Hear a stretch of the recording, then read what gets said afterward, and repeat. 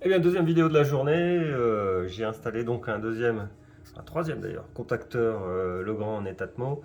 Ce coup-ci pour passer le plancher chauffant en mode hors gel. Alors le mode hors gel, là il y a le petit symbole, ça fait un petit trait noir quand il est branché. C'est une entrée phase. Donc c'est le fil violet ici, là. Phase déclenche le mode hors gel avec une courbe de chauffe différente pour le plancher chauffant. Alors, d'ailleurs, qui vient de se déclencher parce qu'il fait très froid dehors avec la courbe de jour, parce que j'ai une courbe heure creuse et une courbe heure pleine. Voilà, donc en heure creuse, il marche à fond et en heure pleine, que vraiment s'il fait très froid. Toc, et il s'est déjà enlevé. Et donc, très simple. Donc, ce coup-ci, on alimente euh, le contacteur Netatmo via le 2 ampères, le disjoncteur 2 ampères qui sert à tout, à mon module de contrôle, à mon Wi-Fi Power, à mon module de contrôle du plancher chauffant. Toc.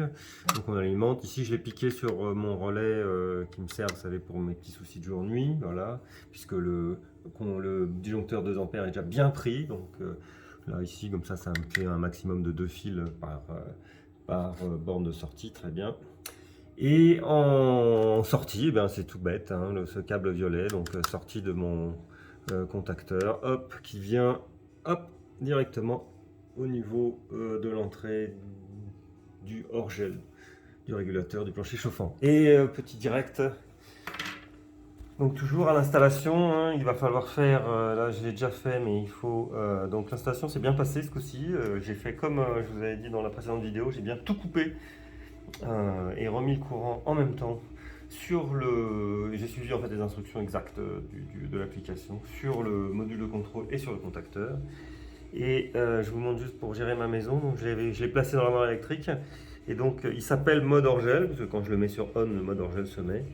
Et j'ai bien mis, vous voyez, j'ai pas mis option hors creuse, gna gna gna gna gna. Ça, il faut le faire après. Mais malgré qu'on met une fonction contacteur, ça ne le prend pas quand on fait l'installation initiale. Donc contacteur juste on-off. Voilà. Et démonstration en live. Donc voilà, je suis sur mon gestionnaire Home Control. Je vais dans l'armoire électrique. Je mets le mode hors gel et puis ben, le mode ah non, pardon. Il faut revenir carrément. Voilà, armoire électrique. Mon contacteur hors gel, je le mets sur on et on va aller regarder. Ça prend quelques millisecondes. Hop, ça y est, il vient de se déclencher. Il est vert et là, je suis obligé de mettre une lampe parce que sinon, donc, je ne sais pas si vous voyez le petit trait noir. Hop, du mode hors gel qui s'est mis. Voilà, on voit. Voilà. Et donc la courbe de chauffe, maintenant, elle est en hors gel. Très bien. Et bien, il ne me reste plus qu'un seul module à installer. Et comme c'est un module qui va me permettre d'alimenter ou pas le relais du plancher chauffant, en fait, l'information pour le déclencher vient du régulateur du plancher chauffant, va au relais lui-même, combien d'ampères, 40 ou 60 ampères du relais chauffant.